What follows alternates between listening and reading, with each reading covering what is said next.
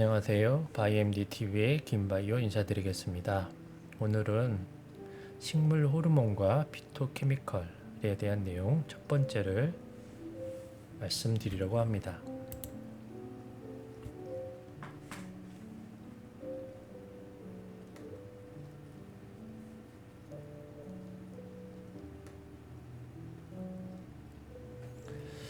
식물은 식물 호르몬과 2차 대사 물질을 통해 빛과 온도, 미생물과 같은 외부 환경 자극에 대하여 반응합니다.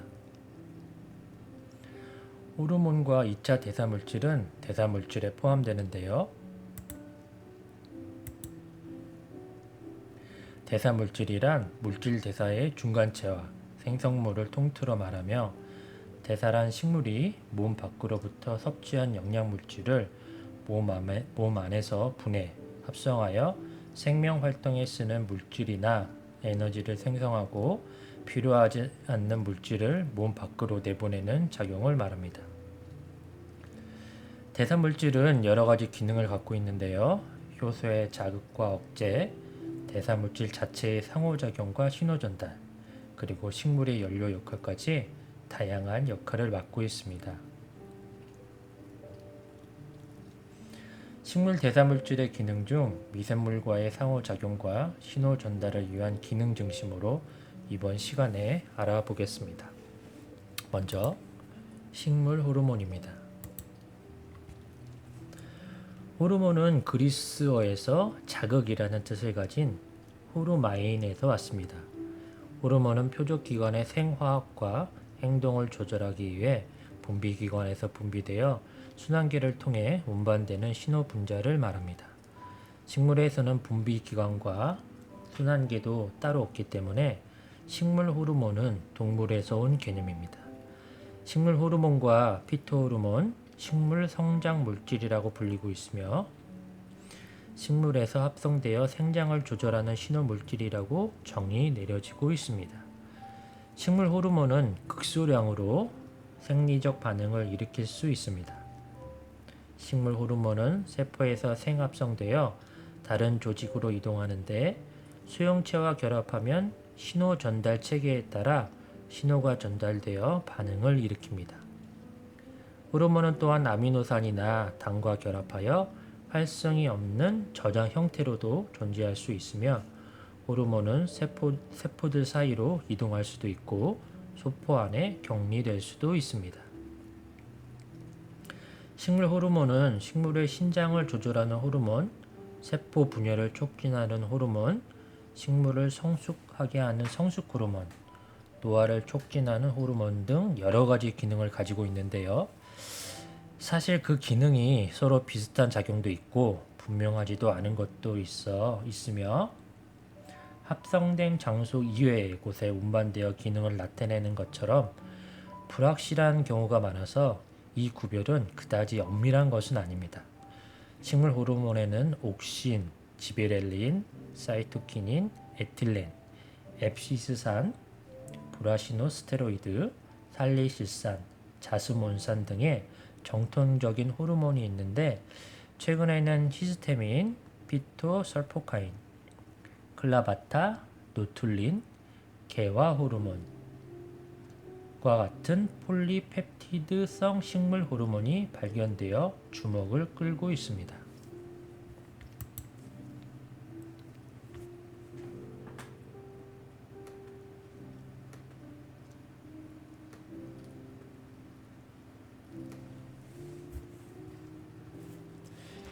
식물 호르몬 중 첫 번째로 옥신에 대하여 알아보도록 하겠습니다.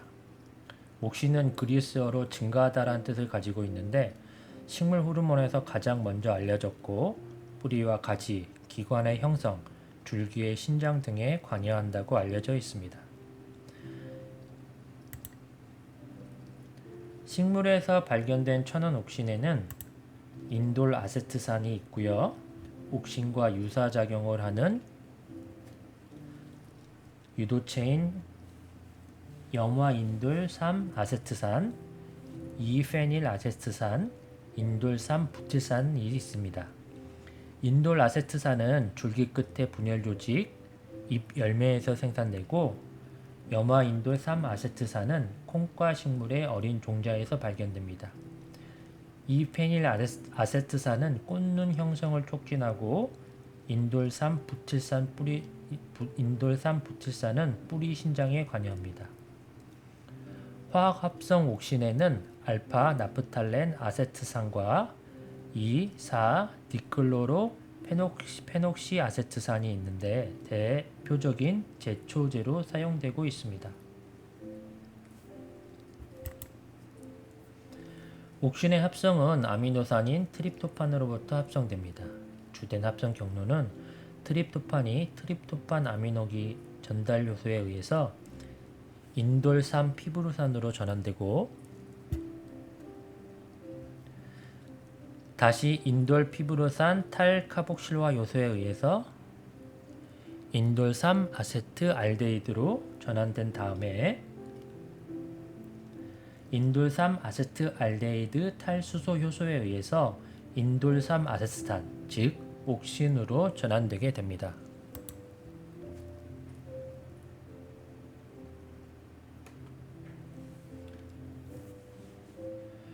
옥신은 생장이 왕성한 슈트 정단 분열 조직과 어린 잎, 열매에서 생성되며 그리고 뿌리 끝에서 만들어집니다.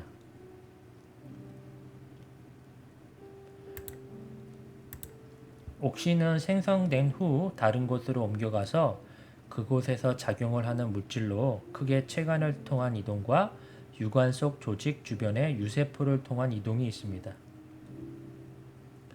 옥신은 방향성을 가지고 있는 물질로 항상 끝부분에서 밑으로 이동하며 그 반대 방향으로는 이동하지 않습니다. 이러한 방향성은 다른 물질에서는 찾아볼 수가 없습니다.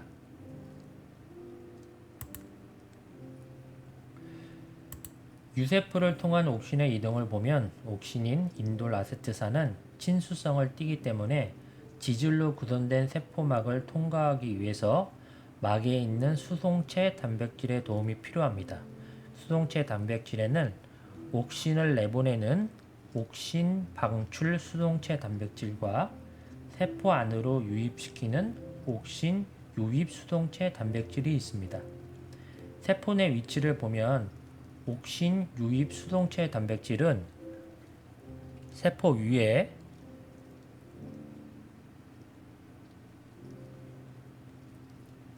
옥신 방출 수송체 단백질은 세포 아래에 존재하기 때문에 옥신은 한 방향으로 이동하게 되는 것입니다.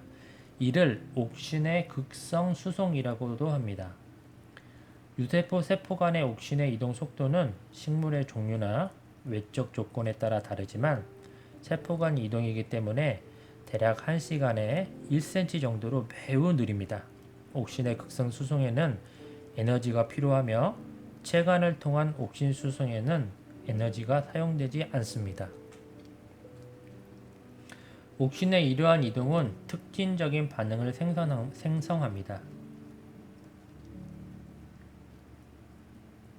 일반적으로 저농도의 옥신은 세포 신장을 촉진하고 고농도에서는 세포 신장을 억제하지만 이러한 반응은 식물의 조직마다 다릅니다. 예를 들어 줄기에서는 옥신의 농도가 높은 곳에서는 신장을 촉진시켜 옥신이 모여 있는 곳의 반대 방향, 이 반대 방향으로 식물이 휘어지게 하고 뿌리에서는 옥신의 농도가 높은 곳에서 신장을 억제시켜 옥신이 모여 있는 부분으로 휘어지게 됩니다.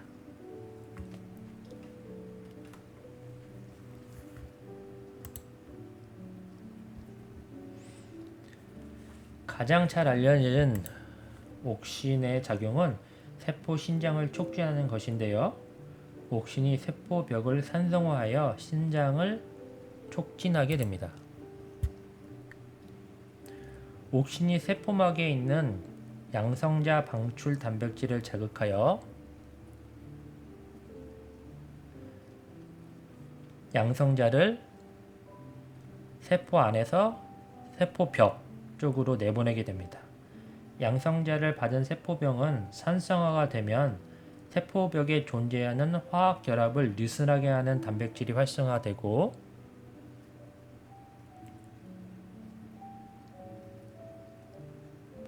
이 단백질은 세포벽의 셀룰로스 미세섬유와 헤미셀룰로스 간의 수소 결합을 끊어주어 세포벽의 결합력이 약해지게 됩니다. 세포 안으로 물이 들어오면 세포벽을 밖으로 밀어내는 팽압으로 인해 세포벽이 신장하게 됩니다. 식물의 줄기의 신장은 일반적으로 옥신, 보라시노스테로이드, 지베렐린으로 촉진되고 에틸렌, 아부시시산으로 억제됩니다. 줄기가 빛 쪽으로 자라게 하는 생리적인 현상을 굴광성이라고 하는데요. 일정한 방향의 빛에 의하여 성장하는 세포들이 다른 쪽에서 빛을 비추면 줄기는 방향을 바꾸게 됩니다. 빛이 줄기의 한쪽을 비치면 옥신은 빛이 들지 않는 쪽으로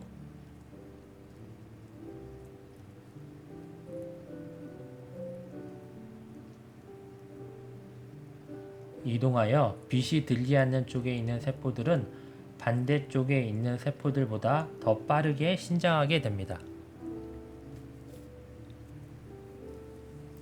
그래서 줄기가 빛이 비치는 쪽으로 구부러지게 되는 것입니다.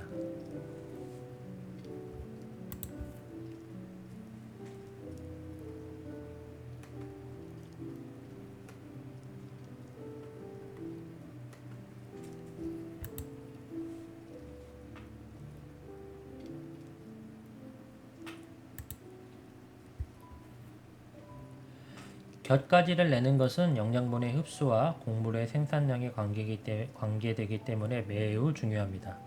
그래서 정원사들은 식물의 곁가지를 많이 내기 위해서 줄기의 끝을 규칙적으로 잘라주는데요. 줄기 정단에 옥신이 발생하는 끝눈이 존재하는 한 곁눈의 형성은 억제가 되기 때문입니다. 이런 현상을 끝눈 우성, 정단 우성이라고 합니다. 스티고락톤 또한 곁가지의 형성을 억제합니다. 앞에서 말씀드린 것 같이 옥신은 줄기의 방향성과 무관하게 줄기의 정단부에서 기부를 향하여 극성 이동합니다. 그 결과 기부에 옥신이 축적되어 뿌리 형성을 유도할 수 있습니다.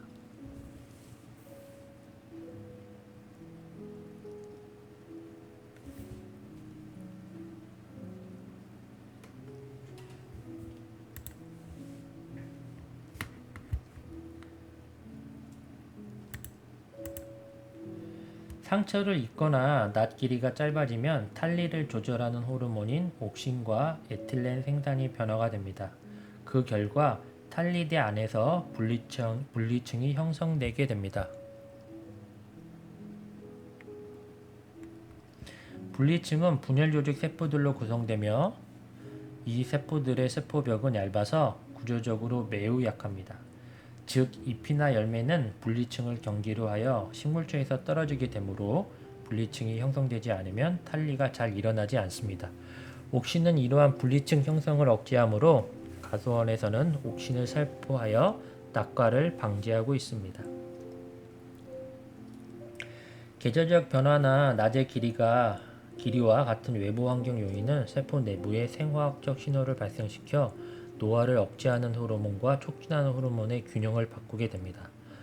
밤에 기온이 떨어지고 낮의 길이가 짧아지는 가을에는 잎에서 옥신 생성이 감소하고 에틸렌 생성이 증가하여 탈리가 일어나게 되는 것입니다. 노화를 막는 호르몬에는 옥신, 지베렐린, 사이토키닌이 있고요. 노화를 촉진하는 호르몬에는 앱시스산, 그리고 에틸렌 등이 있습니다.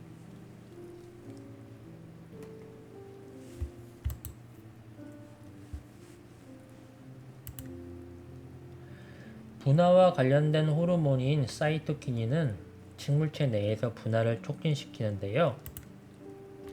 사이토키닌은 키네틴, 제아틴, 6벤질아미노퓨린과 같은 아데닌 유도체형과 디페닐 우레아와 타이디아주론과 같은 페닐 요소 유도체형이 있습니다.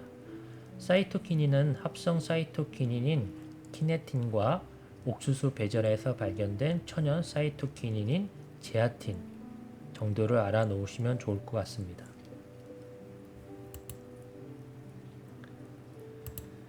식물체에서 사이토키닌은 일반적으로 뿌리에서 합성되어 줄기를 따라 지상으로 이동하지만 형성층과 세포 분열이 활발한 조직이나 어린잎에서도 사이토키닌은 형성됩니다.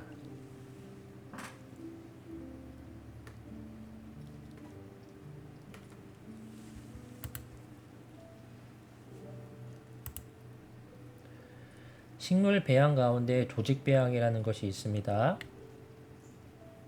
성숙한 줄기 이 뿌리의 조직을 떼어내어 한천 위에 놓고 서로 다른 비율의 사이토키닌과 옥신을 처리해 보겠습니다. 사이토키닌과 옥신의 비율이 같으면 어느 기관에 해당된다고 볼만한 특징을 갖지 않는 미분화된 세포 덩어리인 켈러스가 생기게 됩니다. 두 번째로 사이토키닌의 양이 옥신의 양보다 많으면 켈러스의 줄기가 발달하게 됩니다.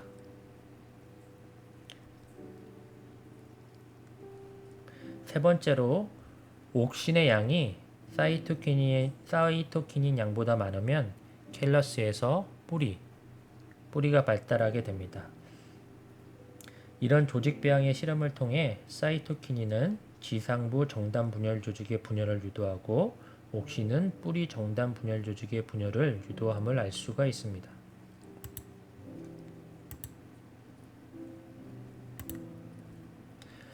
이렇듯 옥신과 사이토키닌은 길항작용을 하는데요.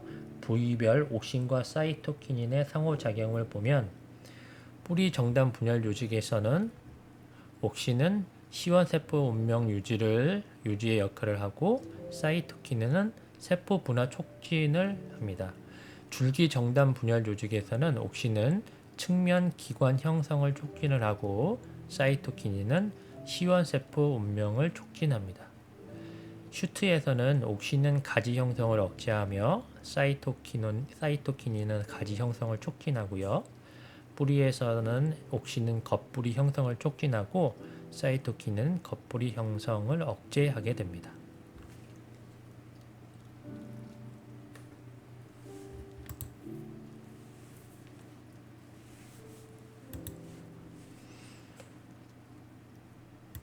뿌리의 끝과 줄기의 끝눈에 생장점이 있는데 생장점은 정단 분열 조직이라고 합니다.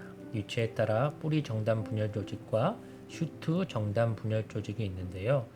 지상부 정단 분열 조직에서는 만일 분열된 모든 세포가 어떤 세포가 될지 그 운명이 정해져 버린다면 정단 분열 조직에 남아서 새롭게 분열할 세포가 사라지게 됩니다. 그래서 정단 분열 조직에서는 끊임없이 세포가 분열하면서도 다른 한편으로는 분열하지 않고 전 형성능을 갖추는 원본 세포를 남겨둬야 하는데 이런 분열 기능을 유지하게 하는 것이 사이토키닌인 것입니다. 그래서 식물의 사이토키닌을 처리하면 노화 속도가 현저히 낮추어집니다. 뿌리 정단 분열 조직에서는 슈트 정단 분열 조직과는 다르게 옥신이 정단 분열 조직을 유지시키고 세포 분열의 특성을 조절하는 데 중요한 역할을 하며 사이토키닌이 축적되는 위치에서 세포 분화가 촉진되게 됩니다. 앞선 식물 호르몬 옥신을 설명드릴 때 말씀드린 것처럼 옥신은 끊는 우성에 의한 견눈 생성을 억제하고 사이토키닌은 견눈 생성을 촉진합니다. 좀 더 세밀하게 말씀드리면 대부분의 옥신은 슈트 정단 분열 조직에서 생성되어 끝으로 이동하기 때문에 옥신이 사이토키닌의 양보다 많게 되어 슈트 부분에서는 견눈의 생성을 억제하게 됩니다. 줄기 눈을 제거하게 되면 뿌리 정단 분열 조직에서 생산된 사이토키닌이 줄기로 이동하면서 사이토키닌이 옥신보다 양이 많아지고 이로 인해 견눈의 생성이 촉진되며 전눈의 성장을 통해 가지가 발달되게 되는 것입니다.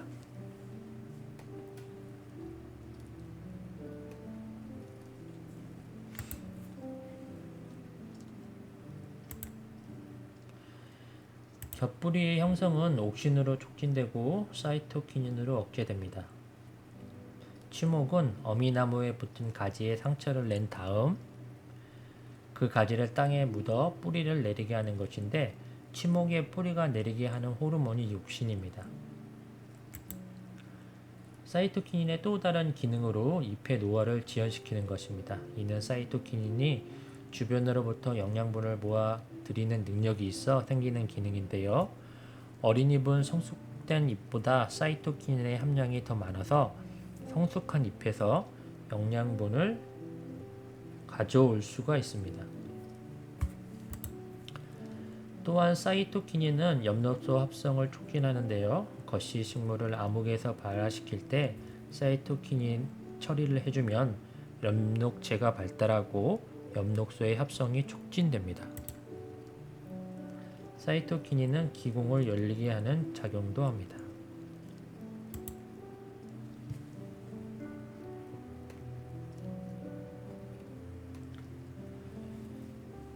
다음은 지베렐린인데요. 지베렐린은 줄기의 신장, 꽃의 개화, 씨의 발화, 과일의 성장에 관여하는 식물 호르몬입니다. 지베렐린은 정단 분열 조직과 어린 잎, 배에서 생성이 되는데요. 지베렐린은 과일을 크게 만들기 때문에 상업적으로도 많이 쓰이는 호르몬입니다. 특히 씨 없는 포도를 만드는데 지베렐린이 쓰입니다. 지베렐린은 그 구조에 따라 약 130여 종류가 발견되었고, 발견된 순서에 따라 번호가 붙어져 있습니다. 대부분의 지베렐린은 비활성형이고, 생물학적 활성이 있는 지베렐린에는 GA1, GA3, GA4, GA7 등이 존재합니다. 그중 지베렐린 GA1이 가장 널리 발견됩니다. 어떤 현상을 억제하는 단백질이 있고 그 단백질을 분해함으로써 그 현상을 가능하게 하는 것을 탈억제 기작이라고 합니다. 단백질 분해는 전삽입 번역보다 빨리 일어나서 어떤 신호에 민첩하게 반응을 할 수 있게 하는데요. 생장을 촉진하는 지베렐린의 억제 단백질은 델라가 있습니다. 세포 내 지베렐린이 늘어나면 델라 단백질에 폴리유비퀴틴이 결합하고 단백질 분해 요소 복합체로 전달되어 분해가 됩니다. 그 결과 델라 단백질이 억제하고 있던 지베렐린 유전자의 전사가 활성되어 결과적으로 지베렐린 생성이 촉진되게 되는 것입니다.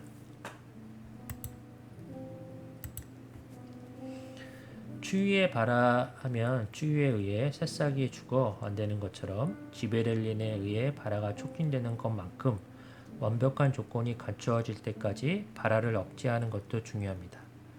즉 씨앗에서 발화를 지연시키는 휴면도 발화만큼 중요한데요. 발화를 지연시키는 물질은 아보시스산이라는 식물 호르몬입니다. 휴면 상태의 시기는 식물 호르몬인 지베렐린과 아보시스산이 씨앗 안에서 어떤 비율로 존재하느냐에 따라 결정되게 됩니다. 지베렐린은 발화를 촉진하고 아보시스산을 억제하는데, 씨 껍질에는 아보시스산이 많이 있어 씨 껍질을 마찰시켜 벗겨내면 발화를 할 수 있게 됩니다.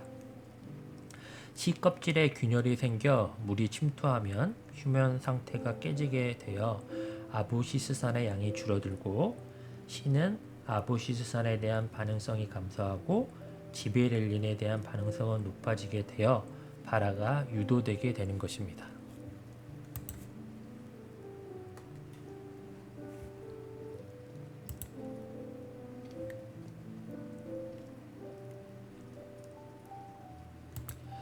지베렐린의 첫 번째 기능으로 휴면 상태의 씨앗을 깨워 발화를 촉진하는 데 있습니다. 보리의 발화 과정을 통해 지베렐린의 기능을 보면, 씨가 휴면 상태에서 깨면 배는 지베렐린을 방출을 합니다. 지베렐린은 배젖을 둘러싸고 있는 호문층으로 이동을 하게 됩니다. 지베렐린은 호물증 세포 안에서 알파 아밀라제, 녹말을 분해하는 알파 아밀라제를 만들도록 신호를 보냅니다. 알파 아밀라제는 배젖 안에 저장되어 있는 녹말을 당으로 분해해 배의 성장에 쓰이도록 합니다. 보리 안에 있는 배젖의 전분이 발화할 때 생성된 지베렐린에 의해 분해되는 이러한 현상을 이용하는 것이 맥주의 메가 제조 과정인 것입니다.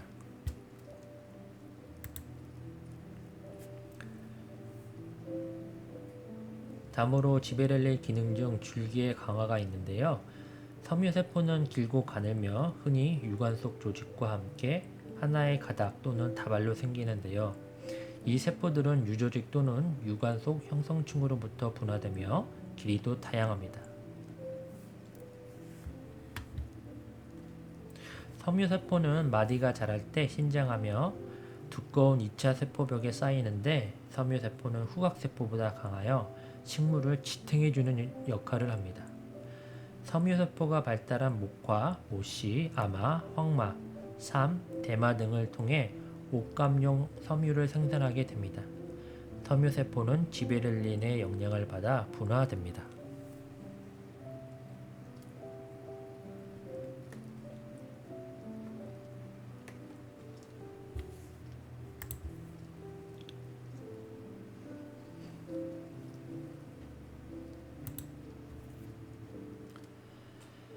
갈고리가 열리면 빛을 더 많이 받게 되어 줄기, 마디의 신장이 억제되고 잎의 발상이 촉진되며 엽록소 협성이 시작됩니다. 어두운 곳에서 콩의 어린 식물에 빛을 잠깐 한번 비추면 몇 분 안에 줄기 신장 속도가 떨어지고 갈고리가 벌어지며 광합성에 관계하는 색소들이 만들어지는데 이 변화의 과정이 광형태 형성이라고 합니다. 지베렐린과 브라시노스테로이드는 어두운 곳에서 광형태 형성을 억제합니다.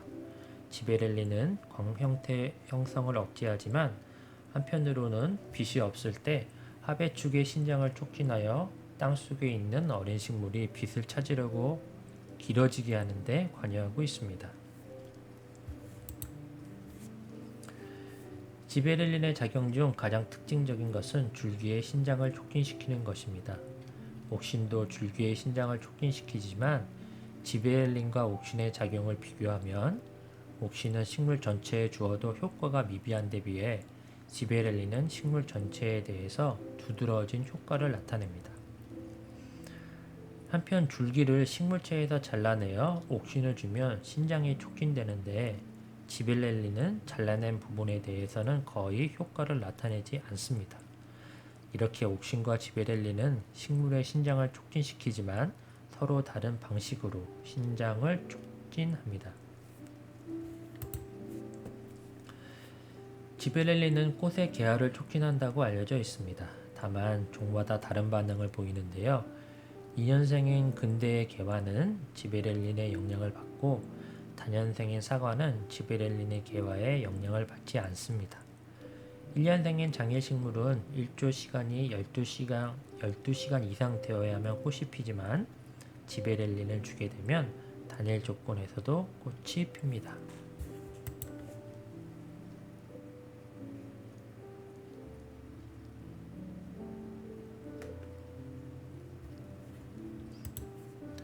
다음은 에틸렌인데요. 에틸렌은 식물 호르몬 중 기체 형태를 띠고 있습니다. 사과에서 에틸렌이 많이 나오는데요. 일정량의 사과와 토마토를 밀폐한 공간에 같이 놓아두면 사과에서 나온 에틸렌으로 토마토가 후숙이 되어 부드럽게 되는데 이와 같이 에틸렌은 과일을 익게 하는 기능이 있습니다.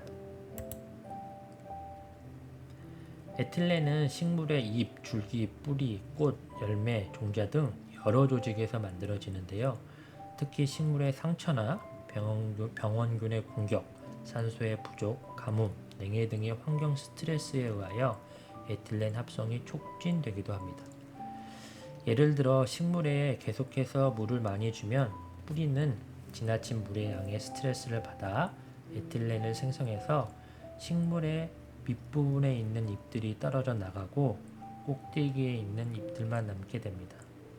에틸렌 생합성은 아미노산인 메티오닌으로부터 시작되는데 첫 번째 단계는 메티오닌 아데노실 트랜스퍼라즈에 의해 메티오닌으로부터 S-아데노실 메티오닌이 생성되게 됩니다.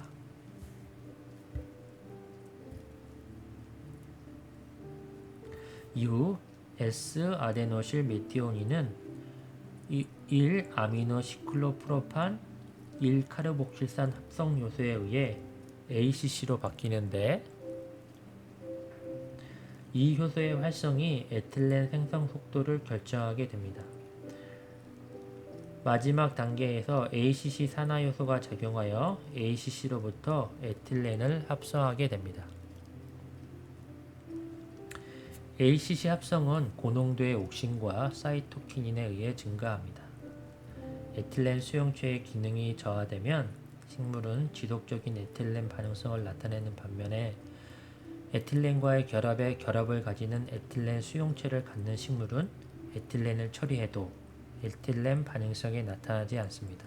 즉, 에틸렌 수용체가 에틸렌과 결합하여 에틸렌 반응성을 억제하는 것입니다.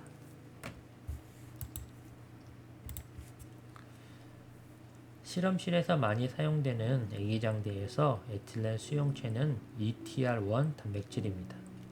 ETR1 단백질은 세포막에서 에틸렌을 인식하고 CTR1 단백질과 결합하여 CTR1 단백질을 활성화시킵니다. 활성화된 CTR1 단백질은 EIN2 단백질의 기능을 억제하는데 EIN2 단백질은 세포 밖에서 인지되는 에틸렌 신호를 핵 안으로 끌어들이는 역할을 하는 단백질입니다. EION2 단백질은 EION3의 단백질을 촉진하는 기능을 합니다.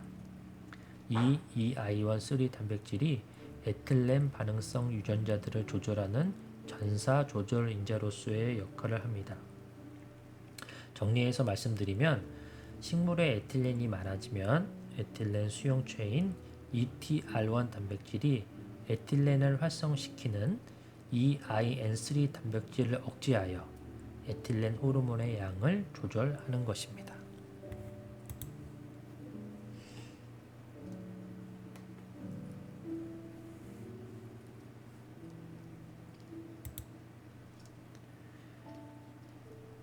담배씨의 발화는 2단계를 거치게 됩니다. 첫 번째는 씨 껍질이 파열되는 단계이고 두 번째는 배젖이 분해되는 단계입니다.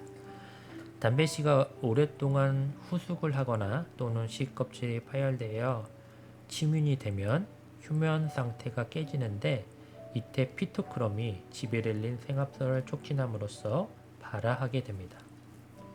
앞장에서 확인한 것처럼 지베렐린은 발화를 촉진하고 아부시스산은 발화를 억제하는데 이 아부시스산의 발화를 억제하는 핵심은 배젖의 분해를 억제하기 때문입니다. 지베렐린 에틸렌은 아부시스산을 작용을 억제하는 역할을 합니다. 발화의 생리작용인 배젖의 분해와 세포벽을 번하게 하는 유전자 발현은 빛, 지베렐린, 에틸렌으로 촉진되고 어두운 상태 아부시스산에 의해 발화는 억제됩니다.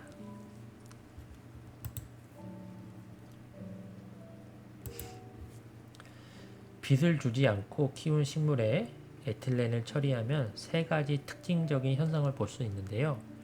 줄기 신장의 억제, 줄기의 부피 성장, 그리고 정단의 갈고리화 현상이 있습니다. 이를 에틸렌의 3중 반응이라고 합니다. 에틸렌은 세포벽에 있는 셀룰로스 섬유의 배열 방향을 가로 방향에서 무질서하게 바꾸기 때문에 세포는 길이 성장을 하지 않고 부피 성장을 하게 되는 것입니다.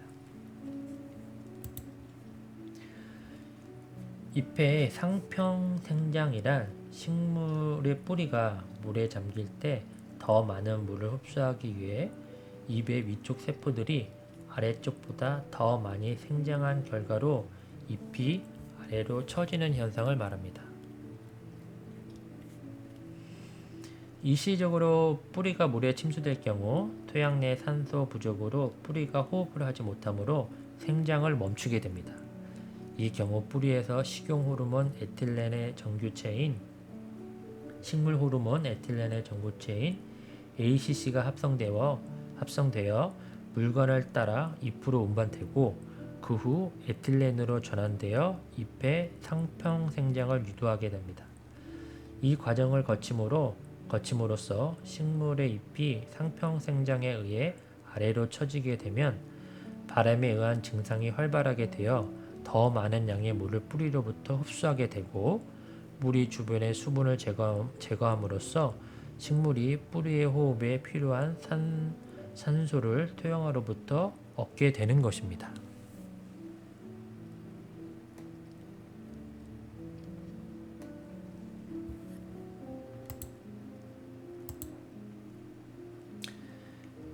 에틸렌은 과일을 성숙시키는데요. 과거 바나나가 한창 비싼 시절에는 바나나를 수입할 때 설익은 바나나를 산소가 없는 상태에서 국내에 들어온 뒤 에틸렌 처리를 해서 국내에서 바나나를 판매했었습니다.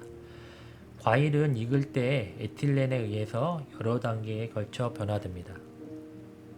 당의 양이 높아지며 펙틴질이 파괴되어 열매가 부드럽게 되고 눈에 잘 띄지 않는 초록색에서 밝은 빨간색, 노란색, 파란색 또는 검은색 등으로 변하게 됩니다. 또한 세포막은 파괴되고 세포벽은 부드럽게 됩니다. 자손의 확대 측면에서 보면 식물은 에틸렌에 의하여 외부의 위협으로부터 자신을 지키려던 탄닌, 즉 떫은 맛을 점차 당으로 변화시켜 씨를 퍼뜨리는 동물을 유혹하게 되는 것입니다. 과일은 세포 호흡의 양상과 성숙한 특징에 따라 전환성 과일과 비전환성 과일로 나눌 수가 있습니다. 전환성 과일은 식물체에서 떨어지고 나서 성숙하는 과정 중에 대량의 에틸렌을 만드는 과일로 체리, 포도, 레몬, 파인애플, 딸기, 오렌지, 멜론과 같은 과일이 있습니다. 비전환성 과일은 식물체에 달린 채 성숙하는 과정 중에 적은 양의 에틸렌을 만드는 과일로 사과, 살구, 아보카도, 블루베리, 망고, 파파야, 감, 배, 칸달루프, 토마토, 수박, 키위, 자두 등이 있습니다.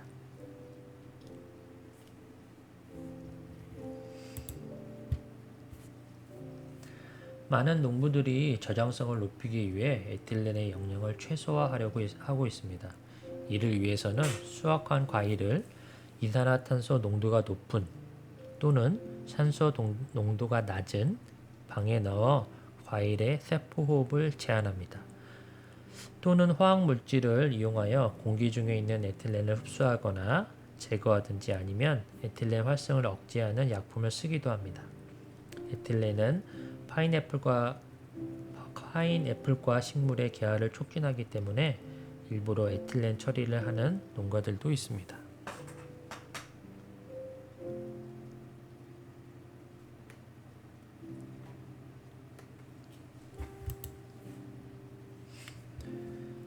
다음은 아부시스산입니다.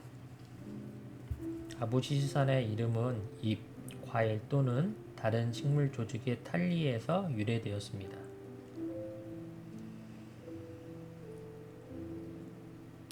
아부시스산은 일명 스트레스 호르몬으로도 불린 만큼 식물의 스트레스 반응과 관련하여 매우 중요한 조절 작용을 수행하는 것으로 알려져 있는데요. 추위, 염, 수분이 부족할 때의 함량이 늘어납니다.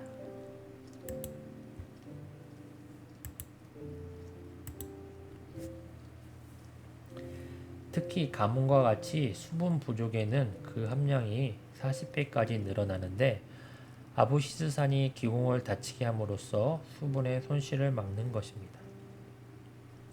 아부시스산은 정단 분열 조직이나 어린 잎, 뿌리 등에서 생성이 되는데요. 특히 뿌리에서의 생성은 토양 수분의 감소와 같은 여러 가지 환경적인 요인에 의한 스트레스에 의해 유발됩니다. 토양 수분이 감소하는 경우 뿌리에서 생성된 아부시스산은 입으로 이동하여 공변 세포를 조절하여 기공을 닫습니다. 얘 공변 세포지요. 아부시스산의 생합성은 엽록체에서 카라티노이드를 통해 시작됩니다.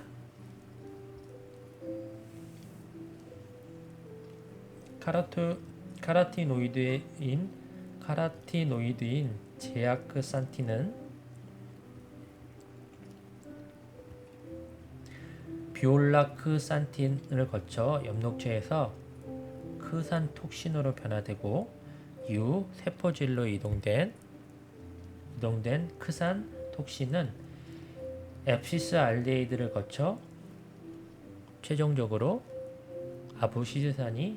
아부시스산으로 전환됩니다.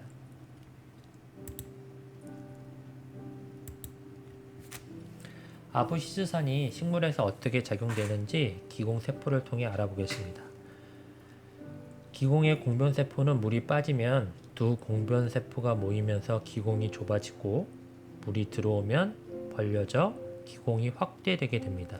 이러한 삼투압 현상이 일어나기 위해서는 세포 안과 밖에 이온 차이가 있어야 하는데 이러한 이온의 수송은 세포막에 존재하는 이온 채널 단백질이 핵심 역할을 합니다.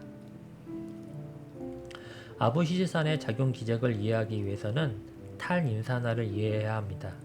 단백질은 인산기가 결합하게 되면 그 성질이 바뀌는데 그래야 전사 및 번역을 거치지 않고도 빠르게 신호에 반응할 수가 있습니다. 인산화 효소는 인산기를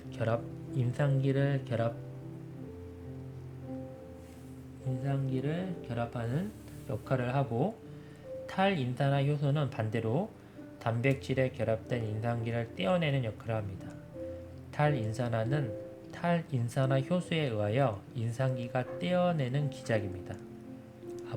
아부시스산이 없는 상태에서 ABL1, ABA2 단백질과 같은 탈인산화 효소는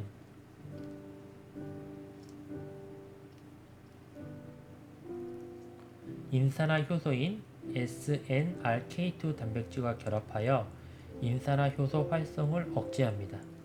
아부시스산의 농도가 증가하면 아부시스산이 PYR 단백질과 결합하여 이중체를 이루고 있는 PYR 단백질이 분리가 됩니다. 분리된 PYR 단백질은 ABL1인 탈인산화 효소와 결합이 촉진되어 인산화 효소인 SNRK2 단백질이 자유롭게 되고 SNRK2 단백질들은 세포막의 이온 채널 단백질을 인산화시켜 활성을 촉진하여 이온 수송을 늘리고 공변세포의 삼투압 현상을 조절하게 되는 것입니다.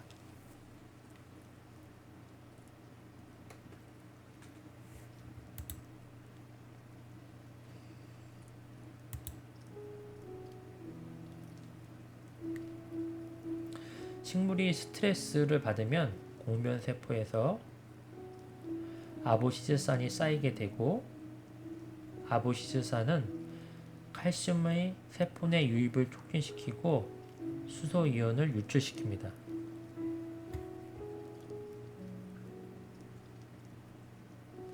유입된 칼슘 이온은 이온의 방출을 촉진합니다.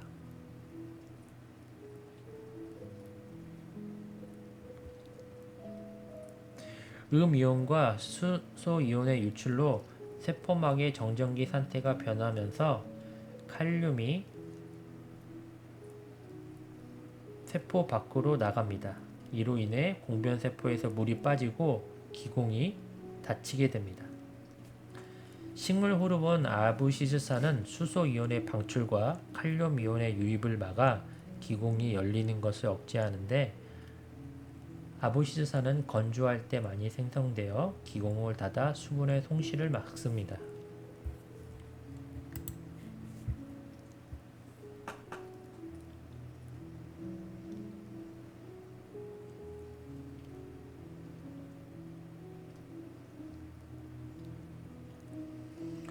이와 같이 야부시스산은 가공의 열고 닫힘을 조절할 수 있어 적은 물로도 작물을 잘 자라게 할 수 있는 증상 억제제로 활용되고 있습니다.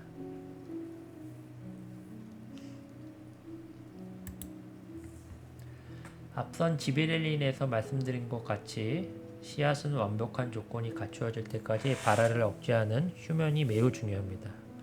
이 휴면을 유도하는 것이 아부시스산입니다. 아부시스산은 노화가 일어나는 식물 부위에 많이 분포하며 씨앗에도 축적되어 있다가 발화가 시작되면 분해됩니다. 지베렐린과 앱시스산의 두 호르몬은 서로 여기에 균형을 갖추면서 어떤 호르몬이 우위를 차지하느냐에 따라 휴먼 상태를 유지하기도 하고 발화되기도 합니다.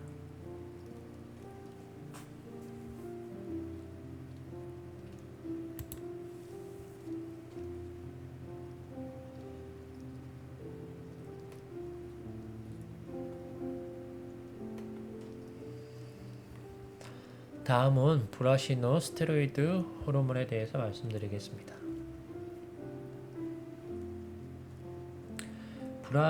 브라시노 스테로이드는 식물에서 최초로 발견된 스테로이드 호르몬으로 남성 호르몬인 테스토스테론과 화학적으로 유사합니다. 브라시노 스테로이드는 식물의 정상적인 생장에 필수적인 역할을 하는 호르몬으로 세포 분열과 신장을 촉진하는 것으로 알려져 있습니다.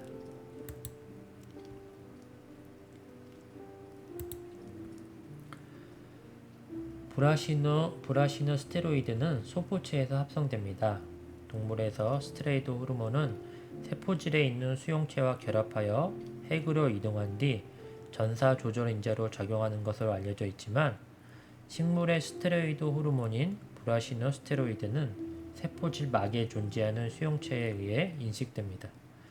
브라시노 스테로이드 중에서도 식물에 가장 많이 존재하는 브라시놀리드는 브라시노 스테로이드 중에서도 활성이 가장 높은 것으로 알려져 있습니다. 식물의 브라시놀리드 생합성은 캠페스테롤에서 시작이 됩니다.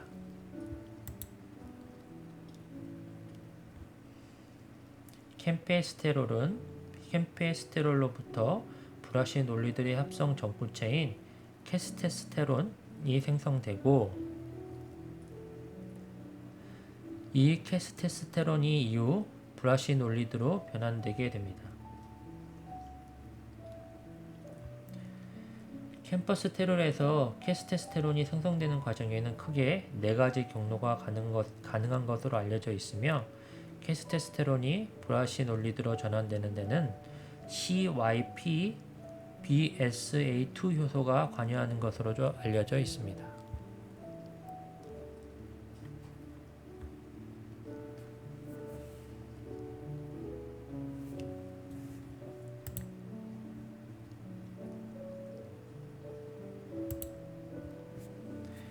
지베렐린과 아부시스산에서 말씀드린 것처럼 휴먼 상태의 시기는 식물 호르몬인 지베렐린과 아부시스산의 씨 안에서 어떤 비율로 존재하냐에 따라 결정된다고 하였습니다.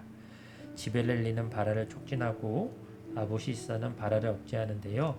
지베렐린, 에틸렌, 브라시노 스테로이드는 아부시스산을 억제하는 작용을 합니다.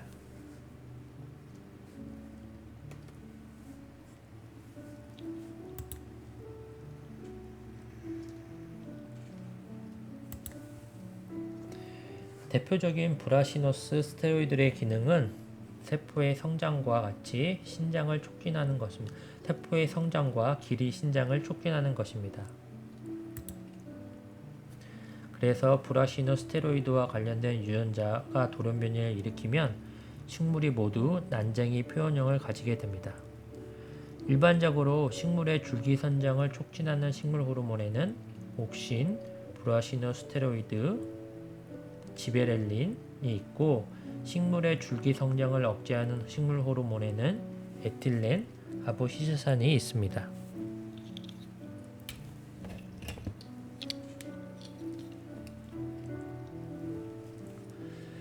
지베렐린 때 말씀드렸던 광 형태 형성의 억제에 브라시노스테로이드가 관여합니다. 어두운 곳에서 콩의 어린 식물에 빛을 잠깐 한번 비추면 몇 분 안에 줄기의 신장 속도가 떨어지고 갈고리가 벌어지며 광합성에 관계하는 색소들이 만들어지는데, 이 변화의 과정이 광 형태 형성이라고 말씀드렸습니다. 지베렐린과 브라시노스테로이드는 어두운 곳에서 광 형태 형성을 억제합니다. 콩나물이 어두운 곳에 키가 클 수 있는 것은 이러한 광 형태 형성의 억제 작용 때문입니다. 브라시노스테로이드는 세포벽을 약화시키는 기능도 하는데요. 브라시노스테로이드에 의하여 세포벽의 pH가 낮아지고 확장소가 활성화되어 반섬유소와 섬유소, 미세원섬유 사이에 수소 결합이 끊어져 세포벽을 느슨하게 만들게 됩니다. 이러한 상태에서 물이 계속 흡수되어 pH이 높아지며 식물이 신장하게 되는 것입니다. 옥신 또한 세포벽 약화를 하는 기능으로 알려져 있지요. 이 외에도 브라시노스테로이드는 관다발 조직 분화, 목가루관 신장, 냉이빛, 가뭄, 스트레스에 대한 식물 보호 등의 기능이 있는 것으로 알려져 있습니다.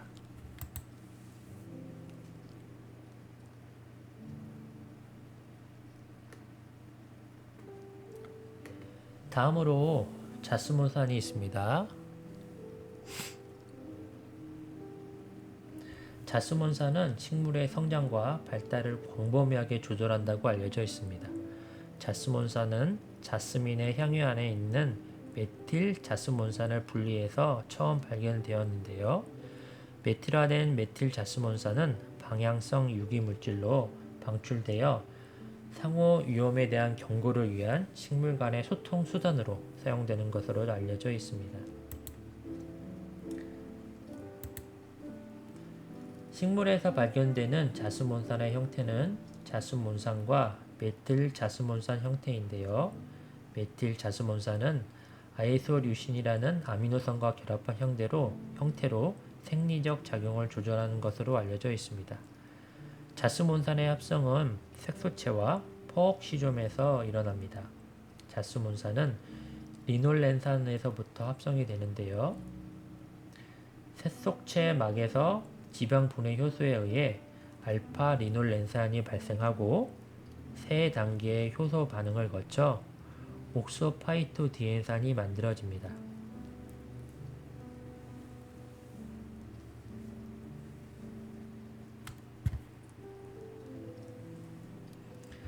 포옥시즘에서 빠져나온 자스몬산은 호르몬적으로 활성이 있기는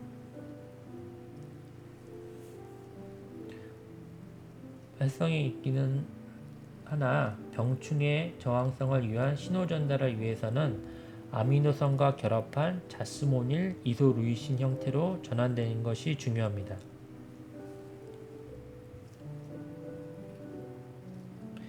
왜냐하면 자스몬산 수용체가 자스모닐 이소루이신만을 인식하기 때문입니다. 이 자스몬산과 이소루이신의 접합은 세포질에서 JAR1 단백질에 의해서 일어납니다.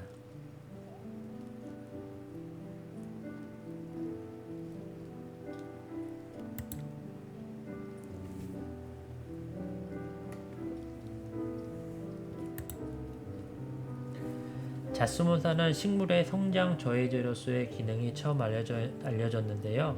자스몬산은 꽃가루의 발화, 뿌리 성장을 저해하고 종자의 발화를 억제합니다. 자스몬산은 세포 사멸과 잎 노화에도 관련되어 있습니다.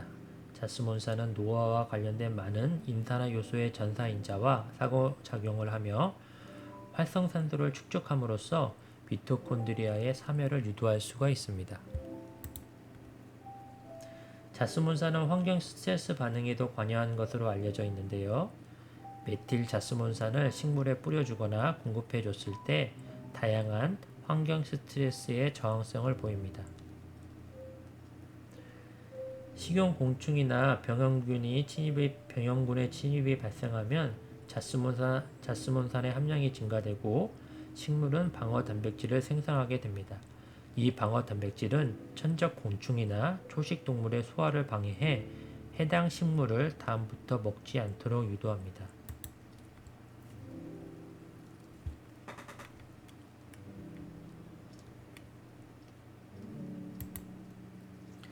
식물이 외부 침입에 의하여 상처가 나면 메틸 자스몬산이 공기를 타고 가까이에 있는 식물로 이동하여 이웃 식물에서 상처 반응에 관련된 유전자 발현을 촉진시킵니다. 그러면 이웃한 식물들은 방어 단백질을 생산하거나 침입자를 먹는 천적곤충을 유인하는 호르몬을 발생하여 침입자에 대응하는 반응을 일으킵니다.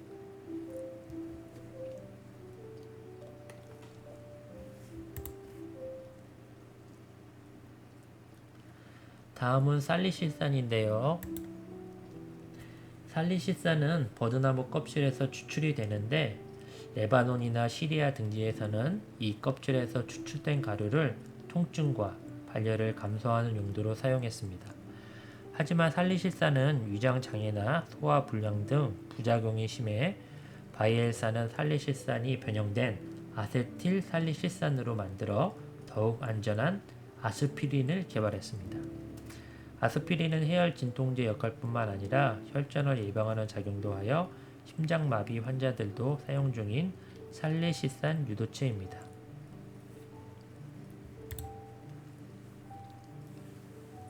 살리시산은 두 가지 경로를 통해 만들어집니다.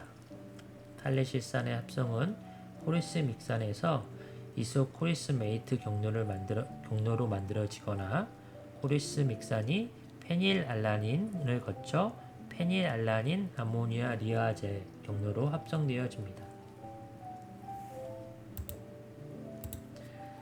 살리시산의 병영균 저항성 신호 전달 기능은 NPR 단백질이 그 기능을 하는 것으로 알려져 있습니다. NPR 단백질은 저농도의 살리시산 조건에서 이 황화물 결합에 의해서 서로 결합된 중합체로 세포질에 머물러 있습니다. 그러나 외부에서 병원균 등이 침입하게 되면 살리시산의 농도가 올라가게 되고 살리시산의 농도의 증가는 세포 내 산화환원 조건을 바꾸어 중합체인 NPR1 단백질이 하나의 단위체로 전환하게 됩니다. 단위체 NPR1 단백질은 핵 안으로 이동하여 TGA 등과 같은 전사조절 인자와 직접 결합하여 PR 유전자와 같은 병원균 저항성 유전자를 발현하게 됩니다. 감염 부위에서 발생한 살리시산 중 일부는 메틸 살리시산으로 전환되어 식물의 통도 조직을 통해 다른 부위로 이동하게 됩니다. 획득된 병원성 전항성이 감염 부위와 비감염 부위 사이에 전달되어 전체 반응성을 나타내는 것을 전신 획득 저항성이라고 합니다.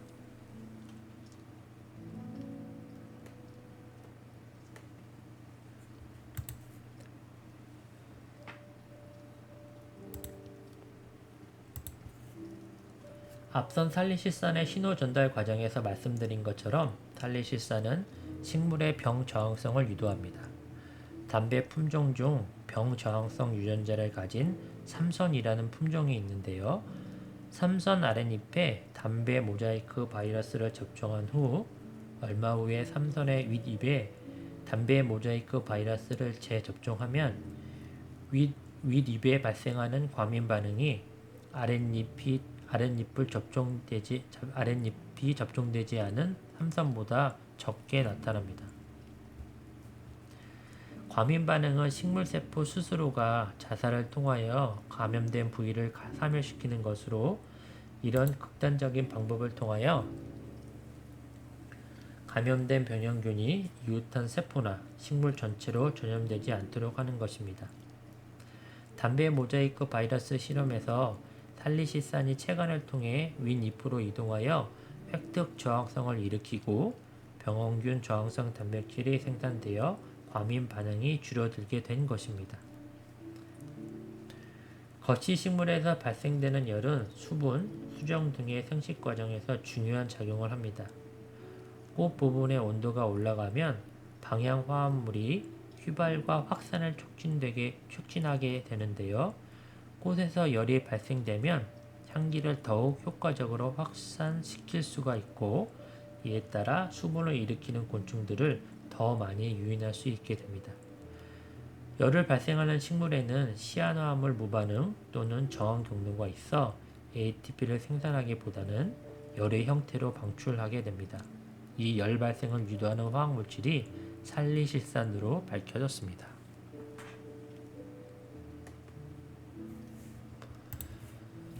마지막으로 스트리고락톤입니다. 스트리고락톤은 식물 유래 테르페노이드, 이소프레노이드 계열의 식물 호르몬인데요. 대표적인 스트리고락톤이 스트리골이 있고요. 오르반출, 알렉트롤, 소르고락톤 등의 천연 스트리고락톤이 있습니다. 스트리고락톤은 식물 호르몬으로 몇 가지 주요 기능을 수행하는 것으로 알려져 있습니다.